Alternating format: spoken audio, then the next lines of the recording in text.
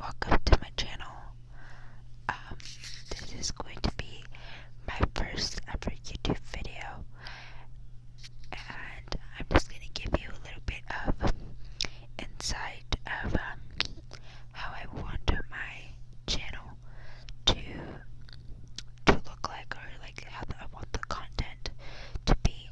So I'm going to be making ASMR videos, and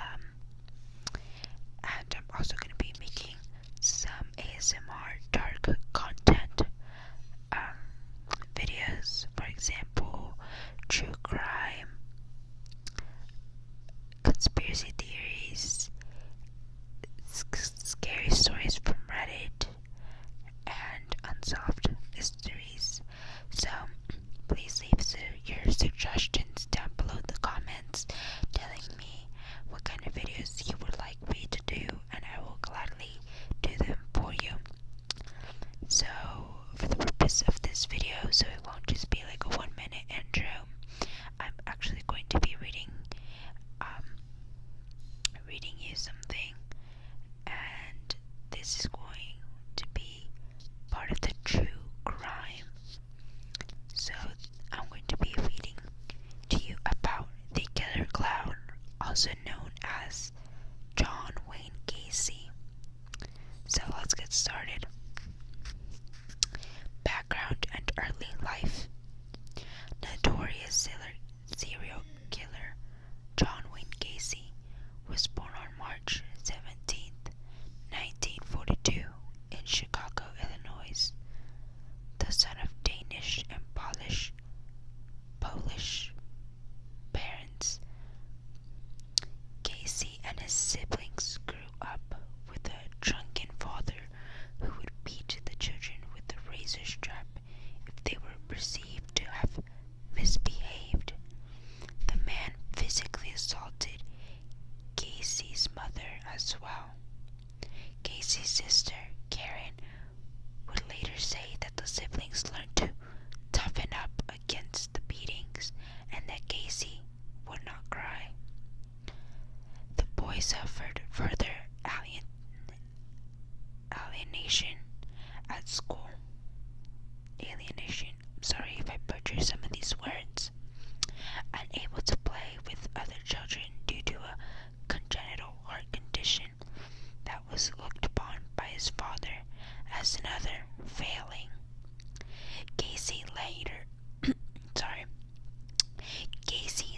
realized that he was attracted to men and experienced great turmoil over his sexuality. History of sexual assaults. Gacy worked as a fast food chain manager during the 1960s and became a self-made building contractor and Democratic, well-liked in his community, and a clown performer at children's parties. Gacy also organized cultural gatherings. He was married and divorced twice and had biological children and stepchildren. Yet Gacy had a highly disturbing history. He was convicted in 1968 and given a 10-year prison term in relation to the sexual assault of 2 teen boys. He was released on parole in the summer of 1970, but was arrested the following year again after another teen accused Gacy of sexual assault.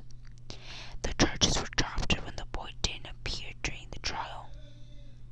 By the middle of the decade, 2 more young males accused Gacy of rape, and he would be questioned by police about the disappearance of others.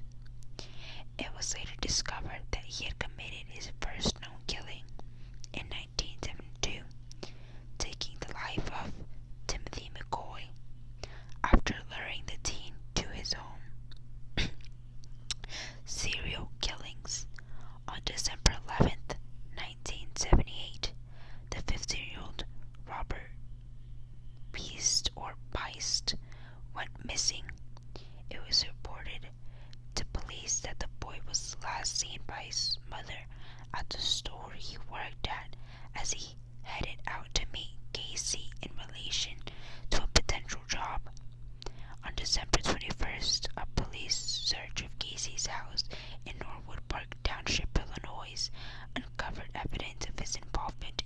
numerous horrific acts, including murder. It would later be determined that Gacy had killed 33 boys and young men, the majority of whom had been buried under the housing garage, while others would be recovered from the nearby Des Plaines River. Gacy lured his victims with the promise of construction work and then captured, sexually assaulted, and eventually strangled most of them with rope. When he killed, he sometimes dressed as his alter ego, Pogo the Clown. Question of sanity. Gacy's trial began on February 6, 1980, with the prosecution team headed by William Kunkel, with Gacy having confessed to the crimes. The arguments were focused on whether he could be declared insane and thus remitted to a state mental facility. Gacy had told police that the murders had been committed by an alternate personality, while mental health professionals testified for both sides about Gacy's mental state. Imprisonment and death. Ultimately found guilty of committing 33 murders after a short jury deliberation, Gacy became known as one of the most vicious serial killers in U.S. history. He was sentenced to serve 12 death sentences and 21 natural life sentences. He was imprisoned at the Menard Correctional Center for almost a decade and a half, appealing the sentence and offering contradictory statements on the murders in interviews. Though he had confessed, Gacy later denied being guilty of the charges and had a 900 number set up with a 12-minute recorded statement of his innocence. He took up visual art as well, and his paintings were shown to the public via an exhibition at a Chicago gallery. With both anti-death penalty forces and those in favor of the execution making their options known, John Wayne Gacy died by lethal injection on May 10, 1944 at the Stateville Correctional Center in Crest Hill, Illinois. There have been lingering concerns that Gacy may have been responsible for the deaths of others whose bodies have yet to be found, with the Cook County Sheriff's Office pushing to search a Chicago apartment building where Gacy once worked as a maintenance employee. So, this was